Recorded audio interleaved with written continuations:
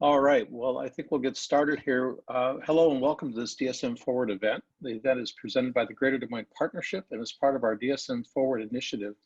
Our goal is to help businesses and community members connect, share, exchange information and resources related to moving forward into this next phase of reopening. The partnership has published industry playbooks, business playbooks, FAQs, and other resources available to you at dsmpartnership.com/DSM Forward. We hope the resources are helpful to you in addition to this series you are attending today. So for today's event, we're joined by Andrea and Hannah, and we'll do more full introductions in a moment. And I believe we have Terrence coming along soon. But today we're actually going to have Emily Kessinger, the Director of Capital Crossroads, be our host. And so I'm going to turn it over to Emily. Good afternoon, and thanks so much for being here today. I'm Emily, as Mike mentioned, the Director of Capital Crossroads, which is our region's strategic vision plan. I'm super excited to welcome 3 small business owners from the Greater Des Moines region to talk with us about how they've pivoted and really continued to grow and maintain their business over these last, I was saying 6 months last month, but I think it's technically now almost 7 months, and how their businesses have shifted, what they've worked to change, what has worked for them, what hasn't. And so, yeah, I'm lucky to call these 3 people also friends of mine. I know them all personally and professionally. So really appreciate the 3 of you being here today. It is almost 80 degrees outside. So thanks for making time. But I'm gonna really just dive in and let them introduce themselves and their businesses, and we'll go from there. So Hannah, do you wanna kick us off and tell us about you and how you got started and what it's been like for you with Eden and personally and professionally? Yeah, I'd love to. Well, thanks to you, Emily and Mike, for hosting us. I'll say selfishly, I was excited to just chat with some other small business owners today. It feels like light years away that we'll just be able to like have a coffee and shoot the shit about what it feels like to own a business in a wild time. So this is a really welcome opportunity for me. I am one of the crazy people who opted into small business ownership 3 months ago. So I purchased Eden and acquired the business on July 15th. So I've owned Eden for just shy of 3 months. For anyone who's not familiar, Eden has a very rich history in Des Moines. It's been around for 17 years.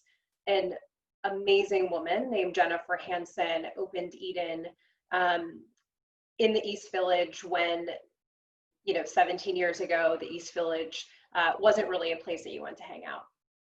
So she was a true visionary. She sold products in her shop that were very high end, that weren't sold anywhere else in the state and often anywhere else in the Midwest. And she did it from this sweet little spot on the corner in this part of Des Moines that was probably a curious choice at the time. She grew the business tremendously. We have an amazing following as a brand. We have one of the most rich communities of customers that I've come to know in living in Des Moines in the last 4 years. And this business, Eden, and the place that it is for me is really special. It's a place that I fell in love with.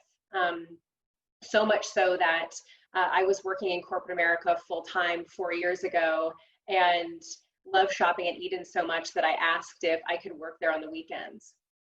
I still work there on the weekends when I was working corporate America full-time, was a mom to a newborn, and doing all the other crazy things that life asked of me. So it's kind of a dream that I had the opportunity to buy the business. And I guess the global pandemic couldn't have even stood in my way. So, it's a lot to unpack, Emily, to sort of talk about how the last 6 or 7 months has affected our business, because it's affected our business tremendously. If I were to distill what we've sort of like felt the hardest, or what's risen to the top in terms of our greatest opportunity, it would be that we don't have a strong enough digital presence as a brand. So when I purchased Eden, I knew that I would have to overhaul our website. It's a WordPress blog from 2003. I knew that I'd have to overhaul our social media strategy because it was pretty clunky and disjointed and didn't really have a clear like voice or visual style. I thought I'd have a couple years to be able to really be thoughtful about that. And when I took over the business on July 15th, I was the sole employee. And sales were down year over year about 65 or 70%. So we hadn't opened our doors quite yet. We were only taking orders over the phone for curbside pickup. I was driving around Des Moines, dropping things off to people. And there was no way to even see like what brands we had in the shop. We didn't have photos of the store readily available on Instagram or on our website. So we had to just like get pretty scrappy and figure out ways to just give customers access to what we sold easily. And then I had to massively move up the timeline for launching a website and take on the risk of just making that investment during a time when the business wasn't performing financially. So we launched our full website in 3 weeks. Looks beautiful. All products that we sell in the store, with the exception of 2 lines, will be available on our platform. And we're slowly but surely kind of finding our voice on social media and doing a better job of giving our customers a store experience through that channel. Awesome. That's a lot to unpack. I can only imagine. I think it takes a vision to definitely do what you've done and acknowledge, what maybe needs to change to make it a thriving business in this economy and day and age. So I want to unpack some of what you said a little bit later, but I think it's interesting because you all have really different businesses, but some similarities. And Andrea, I know I go back with Andrea to when you started Art Terrarium. My husband did your logo, shameless plug. But I think, you from the onset had a website, right? But maybe people couldn't order from it. So tell us a little bit about Art Terrarium, starting it, and your trials and tribulations throughout these last 7 months. Hi, I'm Andrea. I own Art Terrarium. We're a houseplant shop in downtown on the west side of Des Moines. We opened up May 2017, so we celebrated our 3-year anniversary this past May. We started off as a kind of a scrappy little DIY. Like Emily said, Mason made our logo for free, which was pretty nice of him. And luckily we actually had I was chatting with, when we were starting to think about opening, I chatted with Nicole over at Preservation, and she recommended using Shopify as our POS. And she also recommended, there's a company called Now, which is John and Lucy Solars, and they helped us get that set up. And because of that, I feel like we really, even though we weren't doing a lot of e-commerce, that really helped us during the past 6 or 7 months.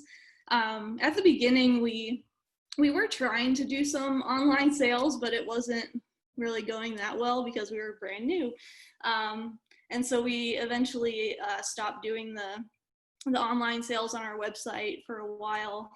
But then when COVID hit, it was March 17th is when we decided, okay, we're going to shut down the shop to customers. And so we were kind of scrambling with how we're going to do this. Thankfully, we had a pretty good Instagram following. I think we had about like 9,000 followers. So that was really helpful for us too. Instagram was huge in helping us kind of get through all of this. We started off probably the first couple weeks, we were just selling stuff on Instagram when the shop was closed. And that was kind of crazy because I know a lot of people do that, but for me, we would like post something and then people would send us messages and say, yeah, I want that. we were doing some DIY like terrarium building kits and some grab bags where people just paid like $20 and we gave them 2 plants, 2 surprise plants. But that got overwhelming because I was just on Instagram like I don't know, 12 hours a day, just responding to people's messages and emailing them invoices. But it works, and we made sales, and that was fun. But then thankfully we worked with Now to actually like build out an online e-commerce shop so people could eventually order plants online, and it was awesome. That Shopify made it so easy because our POS that we were using in the shop synced up with our online, so we had all those products in Shopify already. It was just a matter of adding photos and descriptions and then clicking a button that said add to online. So that was really nice that we already had a Shopify website set up, and that really helped us get through. We were closed all of April and all of May, and then opened up June 2nd, I think. But yeah, just having that option to do online sales really helped us out a lot. And you were doing deliveries locally, right? Yeah. So we were a ton. Yeah, a ton of delivery. So we offered the option of local delivery or curbside pickup. And I ended up having to like bring on a couple new people just to help us run deliveries, because we were doing, I don't even know I think we were doing deliveries Monday, Wednesday, Friday, and we probably had like 30 or 40 deliveries to do every day. And so I was out there doing deliveries. My parents were helping do deliveries, and I was just kind of grabbing people to help us run plants all over town. Well, I love that you call it scrappy, because I feel like, it's cause and effect. Something happens and works, and then you're like, okay, I'm going to figure out how to like put a framework around this and make it work. Because your business started out really word of mouth, right? I mean, you acknowledged you didn't really have like a plan. There wasn't the website traffic. It was the community coming together to say there's a new plant shop in town, right? Yeah, definitely. It was, I remember our first month that we opened was really good because, me and Shyla, we had a good community around us. So a lot of our friends were just excited to be in there. But then, as a new business, the next couple months after that were definitely slow. And we both, had our part-time jobs that we were still doing on the side. But then I would say like Instagram was really the biggest thing that built our business. Even now, people come in and they say, oh, I've been following you on Instagram for so long, and I finally made it in here. So that really was the biggest thing. We didn't do a ton of marketing other than just, having a nice Instagram going, and then doing events and collaborating with other businesses were huge in getting new people in the shop too. So did you ever like pay for ads on Instagram? I think we've done a couple sponsored posts, and we've like boosted some like Facebook events. But I haven't really gotten too into all the social media marketing and ads. Okay. Well, and Terrence, before I can I want to ask Hannah, do you guys have a significant Instagram following too? I know, right? Growing? Yeah, it's growing. It's something that we're actively trying to build. I mean, to Andrea's point, like, it's amazing what a revenue stream Instagram can become.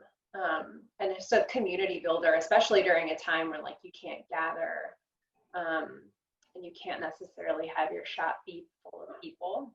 Right. We've not put any paid media behind social or Instagram specifically yet. Keyword yet. I love it. I did write down sponsored posts with an S. Well, Andrea could maybe help you out there. I didn't realize, I mean, that's a pretty 8,000 you said? That's a lot. For us? Yeah. Yeah, I think we're at like 10.2 now. Like we gained a lot of followers during the shutdown. I think a lot of people were just, looking for new things. Screen time, man, it's up. Okay, cool. Andrea, thanks for the quick summary. And again, we'll come back to some of the things you hit on. Terrence, I also have the pleasure of knowing you for some years, and your business is a little different than our Terrarium and Eden. Not a physical space. Terrence himself is the product, so to speak, but has, I know, a team behind you. So Terrence, tell us a little bit about Coco Creative, about you, your background, and how life has been lately. Yeah, well, first, thanks for having me. I'm a huge fan of all y'all, but especially Andrea. Andrea's my homie. I'm just going to say, full disclosure, that's my homie. But Hannah, very nice to meet you. Emily, you're my homie too. But I'm very happy to be here and tell my story. I own Coco Creative Agency. We are a small boutique creative agency, birthed out of a production company. We have been around for 9 years. My background professionally is I've worked a lot in production for many, many years. Started off doing it in church, right? Like a lot of people. You hear that a lot about musicians, but not necessarily about creatives. I started off doing it in church at the age of 12 or 13.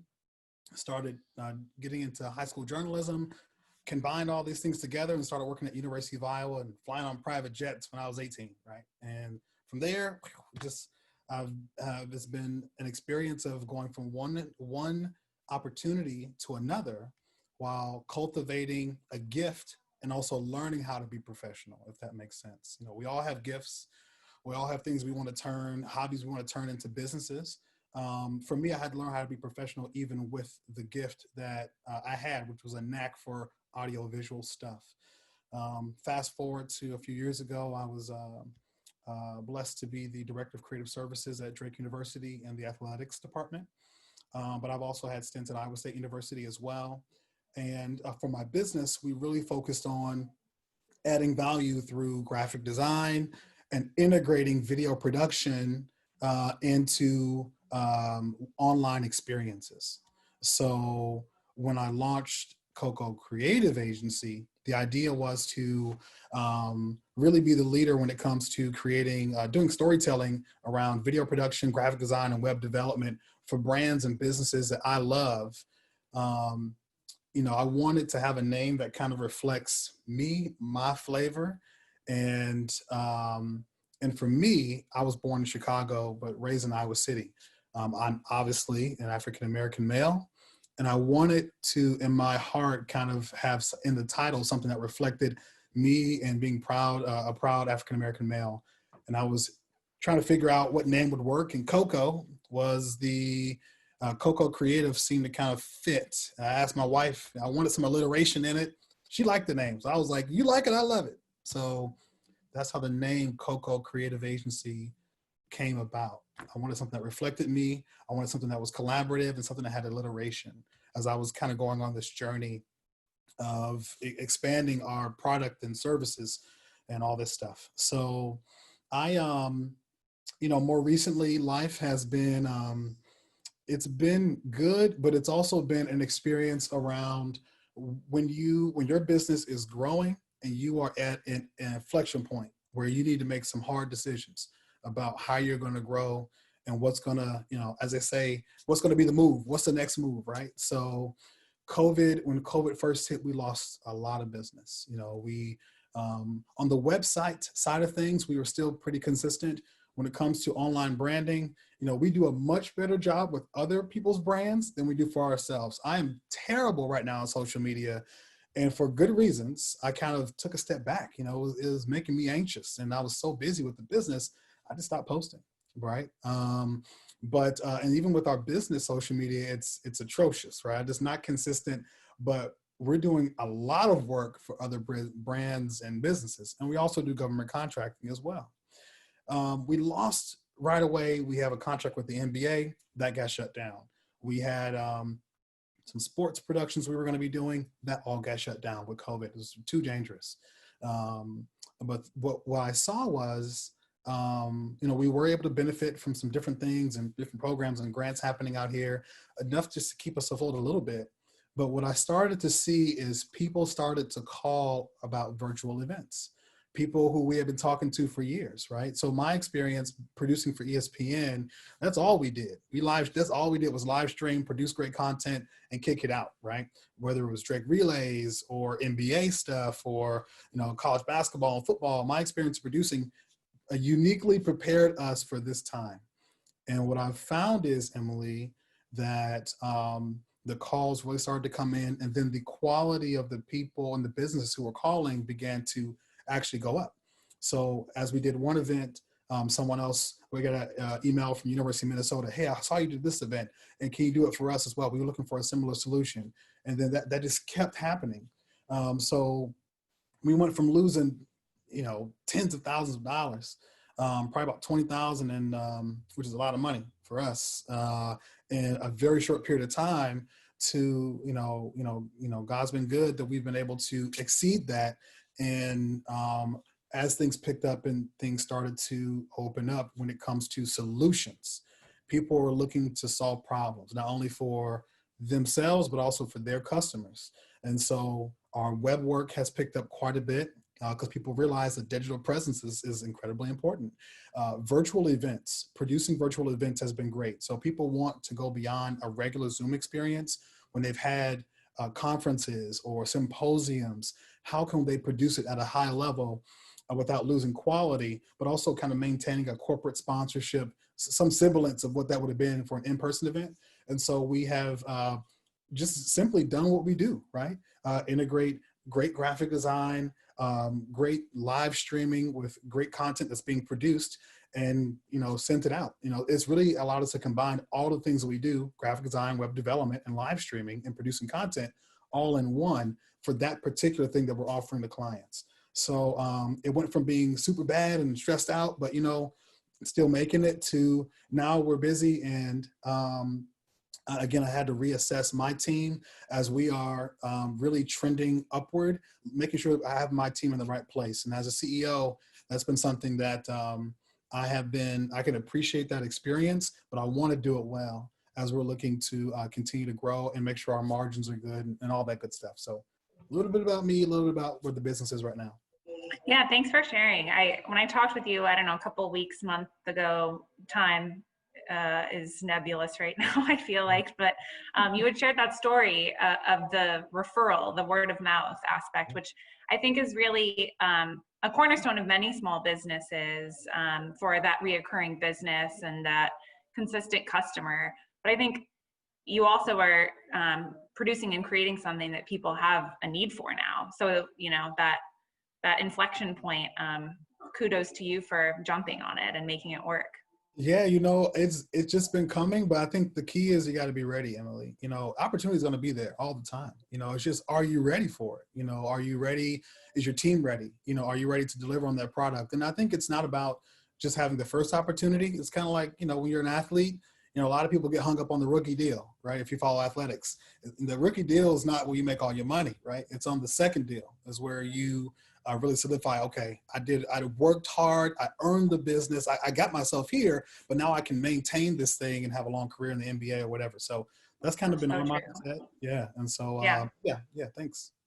No, that's a good reminder. It's like, you get a customer or a customer comes in your door, you want them to have that like great experience to then, call back and hire Coco Creative that second time for the bigger project, or buy plants for their whole house instead of one room, or buy, more products to share with their friends. I think you each have an interesting sector that you kind of cover in your businesses because their needs, but also wants at the same time. I mean, I think of like plants I've seen, or a candle, or an event that Terrence has produced. And like, I want that experience, I want that candle in my house. So it's interesting because creating that allure, I think is really what each of you has worked to do to drive your customers. So thanks for sharing.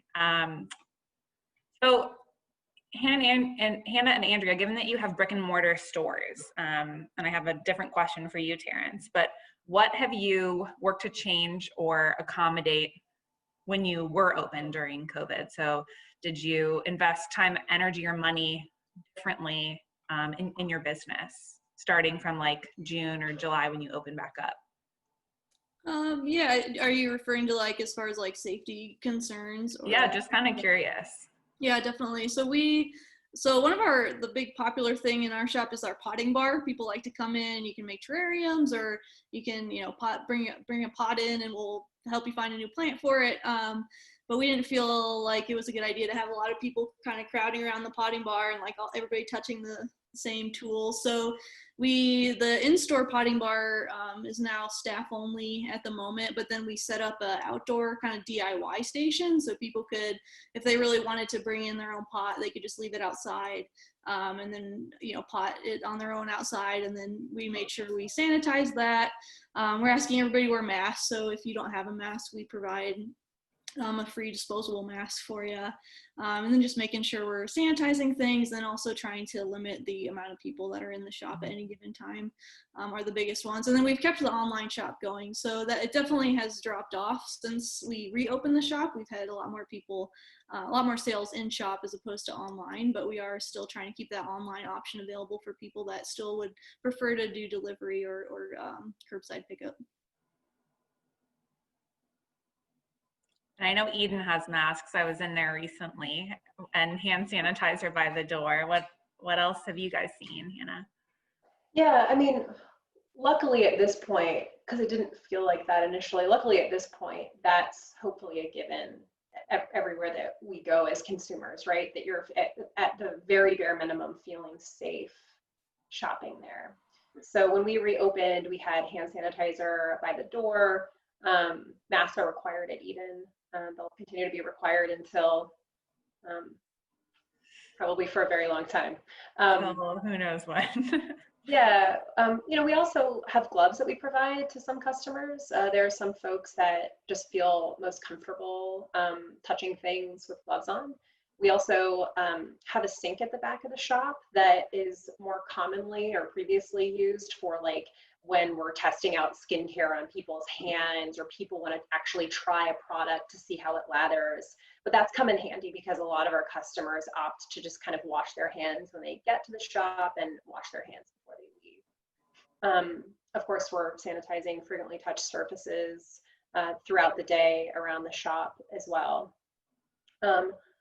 Another thing that's kind of changed for us, now that we have employees back, we talk a lot about how we can just care for our customers when they're in the store. What we've heard a lot of shoppers share with us that's amazing and so heartening is that like Eden's the only place they've been to aside from the grocery store in 8 months. Or they'll walk in and say, it feels so good to be in a store. I haven't been in a store in 5 months, 6 months. And Andrea, I can only imagine you get a lot of the same thing. But we're really trying to make sure that the second a customer walks in the door, they have all of our attention. And some folks haven't had a lot of social interaction, so they're a little bit more comfortable just sort of being left alone and kind of just enjoying being out of their home. But we've had some folks hang out in the shop for like an hour plus. And to me, that's a win that they just spent some time with us. So I think we're shifting to just understand that like as people, it can take a lot of courage to like leave your home right now and walk into a store. And as a shop owner, I take so much pride in being a space where someone feels safe, literally in a sense of, the spread of this virus, but also just, I guess like socially, and that they would choose Eden or, Art Terrarium to come spend some time when like, it just takes a lot to get out of the house gives me a lot of energy and motivation during a time where can feel like a pretty thankless job to be a small business owner right now.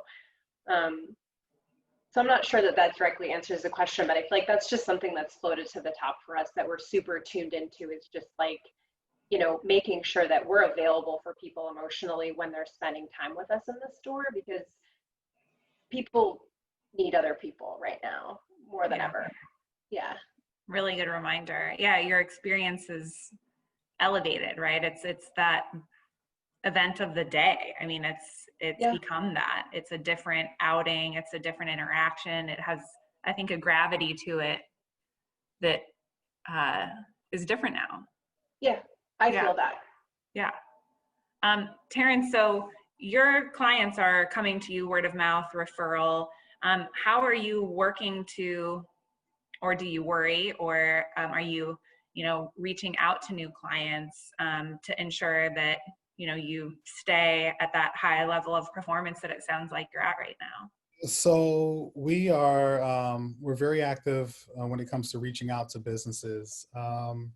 So we have a couple things going on, right? So on the government contracting side, we're always prospecting. We have a research assistant, and we have a nice strategy for how we pursue federal state, mostly federal and state contracts as well.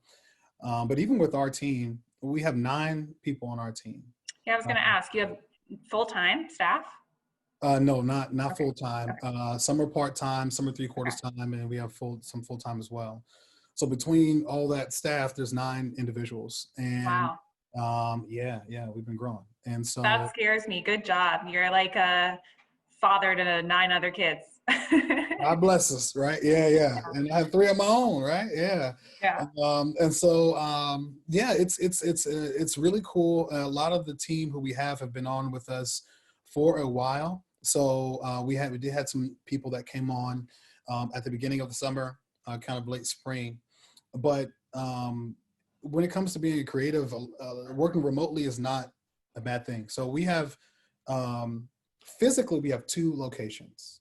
We are still members of Gravitate, which is a co-working space here in downtown Des Moines, have been for years, right? Jeff Wood is a part of Capitol Crossroads, so yes, love Absolutely. Gravitate. Yeah, absolutely. Yeah. So that's why I met Andrea. Hi, Andrea. Yeah. So, but we also just signed a lease earlier this year, and with a Christian TV studios based on the east side of Des Moines, a beautiful 6,000 square foot edifice with AON Studios. I'll send out a link that has a virtual tour, but that experience has been really good for us because we're housed inside of AON Studios. They have a larger TV studio. They have a podcasting room, radio studio, and executive suites and all this stuff. It's an absolutely gorgeous edifice on the east side of Des Moines that has allowed us to be more efficient as a business. So for the parts of our business that are in person, we have the option to bring people into the studio on video stuff, or even with live streaming, or even if we're controlling things remotely, they can come to the studio. We can be socially distant, and I think that's created more opportunities for us in a really big way. But when it comes to us pursuing business, looking at our government contracting situation, the word of mouth has been great, but all of those things require us to reach back out and prospect as well. As we've more refined our product offering and are even going through that process as well, that even niches down who we're reaching out to, but also it niches down who's reaching back out to us. We have on the graphic design side, like I said, a lot of different web projects happening right now, separate from just web development, and then also some animation work that we're doing as well. All of those things, my team doesn't need to all be in one place. We do have a production going on right now with my staff helping with that, but for all the work that we're doing, it allowed us to be nimble. And I think that also allows us to assess our margins for the work that we do take on. So it allows us to be more strategic in the work that we do take on, because some of it doesn't require people to be in the office.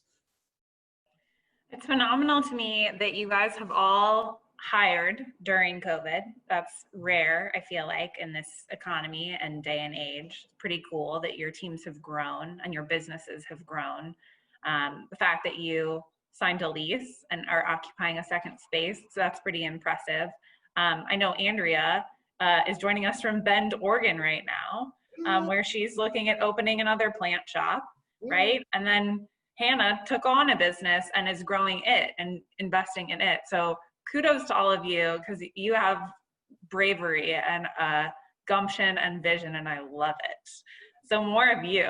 But Andrea, I want you to tell us a little bit about, well, just Bend. Why Bend? We miss you, but our Terrarium lives on thanks to you. And growth of a plant shop and starting a new one. Yeah, definitely. So yeah, our Terrarium is still alive and strong. I've got a couple shop managers that are running things for me while I'm here in Bend. Things went really, like, I almost feel guilty saying it, but COVID was like our best sales months were April and May when we were closed. People are just really, really into houseplants right now, and it's just been really awesome. I wanted to ask you that if I could say it, so I'm glad you did, because I had heard that through the grapevine. So that is, I don't think, a bad thing. People are spending more time in their spaces, right? So yeah, definitely. So, I've been kind of entertaining the idea of opening another shop. somewhere else. My husband and I were kind of looking south because we wanted to be able to go somewhere a little bit warmer. But my brother actually has been living here in Bend for a while, and I came out to visit back in June and just kind of fell in love and went back home and told Kent, I think maybe we should go to Bend. And his dad is actually out here in Oregon as well, so it kind of made sense since we had family out here. So we officially moved at the beginning of September, and we're working on looking for some space now. And Kent's background is in beer and wine sales. And so our goal here is to open kind of a little hybrid shop that takes both of our areas of expertise and opening a shop that's houseplants, cacti, and then also beer and wine. So a fun little place where people can hang out, grab a drink, open a bottle and hang out amongst the plants. So hopefully, we'll kind of see how that goes with, COVID and all that, but that's our goal in the long run. So is there going to be beer and wine in our terrarium ever? Possibly, yes. Let's start a petition. Yeah, we'll see how things go here, and then I'd love to, if the concept works out really well, I'd love to bring that idea to Des Moines for sure. Nice. Well, I know you used to host a lot of events at our terrarium. I mean, there were music events there and art openings and all kinds of pop-ups. And I know, Hannah, you were doing the same thing too. That was a part of your kind of bringing people in. And I think the small business community here in Des Moines, it seems like, is super collaborative. I mean, I know Terrence is working on TEDx DSM. I connected you with some other people on my team about producing content. So, I think that community here, can you guys talk a little bit about what that's been like for you as small business owners, like the greater Des Moines small business community? Has it been supportive? What could it do better? Are you in do you meet up monthly and commiserate over drinks, or what's that been like for you guys? I think for us, like, one of the biggest ways that we have grown, customers is through our collaborations with other small businesses and other entrepreneurs, inviting them in to do pop-ups in our shop, and then also, doing pop-ups and events with other businesses as well.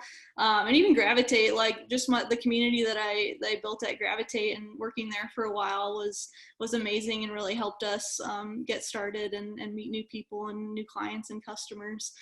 So yeah, the business community here is amazing. And I remember last year for Small Business Saturday, that was the best single day of sales that we had all year, just because all of the local businesses were really pushing that, shop local, come out on Small Business Saturday, and everybody was having little events in their shops. And it was just such a fun day, and it was awesome to see that collaboration amongst all the small businesses in Des Moines, and then to see all the customers come out and shop local. And that's one thing that I've been thinking a lot about for this year is, what is that going to look like? Because we probably can't, our shop was pretty packed that day. It was, one day, a Saturday after Thanksgiving. And so trying to think about that and how that will look this year, and how people can continue to support us even if it's not necessarily in shop. And then also just asking, customers to have patience with small businesses, restaurants and retail shops, as we try to navigate, especially as we move into the holidays, and, for restaurants and bars as we move into the winter months and there's not as much outdoor seating options. I hope that the community will be patient and still shop local, but, be gracious as we figure out how to navigate this holiday in the winter season. Yeah. Hannah, what about you? Yeah, I mean, I've only lived in Des Moines for 4 years, and one thing I felt almost immediately, it's like in the air here, it's in people's DNA, is it's an extremely collaborative community, and people are very generous with their time. And that's just like become amplified as a small business owner. In fact, my second day in the shop at Eden, I wanted to replant this tree from my home. It's like my favorite tree, and I needed it in the shop with me. And so I asked Andrea and her team if they would just help me do that. They were in the store, and I was just like a sweaty mess. I was nervous about everything. Business is down terribly. And the next day I had like a local news media interview in the shop, and the shop was pretty bare. And like an hour later, Andrea and Shiloh pull up and like open their trunks and unloaded like 30 plants and styled the entire shop with plants. and left them there for a couple of weeks until I could like get my bearings straight and like buy some plants from them and get some things to style the shop with. So literally out of the gate, day 2, I felt that in such a real way. And I think, you know, small business owners, like now that I'm in it, like you just have to have the back of other people contributing to that community, etc. Touching on like future state and the rest of the community and how we could feel support. I know that we are thinking really hard about holiday at Eden right now. Andrea mentioned Small Business Saturday being huge for her business. Of that, we make a scary amount of revenue in November and December at Eden. It's something I'd like to spread out in years to come, but it's huge for our business that we have a successful holiday season. So we're kind of anxious about what that's going to look like this year. We do a lot of gifting for people on their way to a holiday party. We do a lot of gifting for people going to like an office Secret Santa. So without gatherings and without occasions, I'm curious kind of what that's going to look like. So I suppose like my message to the community would be, if and where you can, like please support local small businesses if you're in a position to be able to purchase holiday gifts this season. It's a huge part of what keeps those businesses afloat. And, you know, as a business owner, I will take on the responsibility of making sure that my store is always safe and that it's not full of people when it shouldn't be, and that, you know, everybody who does want to come out and shop this holiday feels like they have a safe place to do that. Good point. I know it's a question we're all wondering. What do the holidays look like for our families even, let alone as a business owner? What does it look like? Andrea, I think just to touch on that, that's a good piece of homework for me to consider too. What does Small Business Saturday look like? And how can some of the organizations and people on this call lift that up, you know, because the messaging is going to be different this year probably. So Terrence, well, real quick, and I'm going to ask Terrence, and then if anyone has any last minute questions I can fit in before it's actually one. Terrence, what about you as a small business owner in Des Moines, but working outside the Des Moines community a little more than Andrea and Hannah? What do you see? Yeah, so I saw more opportunity working outside of Des Moines than in Des Moines, just because of I was a part of the startup community. I've been around, but I was the only one who looked like me as I was even building up my business. And I think, unfortunately, one of the things that's been an uptick to our business is people being very intentional with wanting to buy from Black-owned businesses. And I'm just keeping it real. That's, in some cases, for some businesses, that's been really good, or at least it's helped them to build up what they have. But that is, unfortunately, another business experience for others who are living here in Des Moines, where there's a separate group of people who are minority-based, who are not involved in the greater economy, are not involved in the chambers, and are kind of outside, right? And are not having dollars even spent with them from corporations. Me, I've been out here doing things for a long time, so I'm young. I'm happy to be able to still be able to grow at this time. But I think some of my business growth was in part attributed to people being very intentional with wanting to spend with a minority-owned business.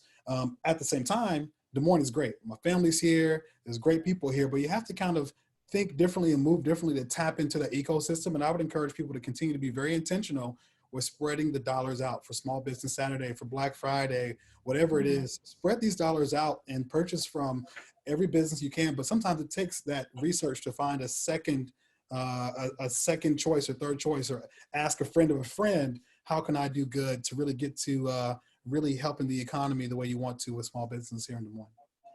Yeah, I'd love to see, you know, I know there were some lists throughout the summer of, and the Black-owned business directory, which you can access through, I think, the Directors Council website, and it might even be on Evelyn K. Davis Center, but there were all those lists of, you know, targeted small business owned restaurants and small businesses that might not, like you said, be the members of chambers. They might be the Veggie Thumper food truck, which, you know, she's amazing, but she's not like registered anywhere or elevated by a community, or at least wasn't until this season. So it's, I appreciate your bringing that up, because I think it is, like you said, fortunate, unfortunate maybe, but at least they're getting elevated, right? In a way that matters. So, well, you guys, it's 1. Can you get outside and enjoy the day, or do you have to do work? I'm gonna walk outside just cause.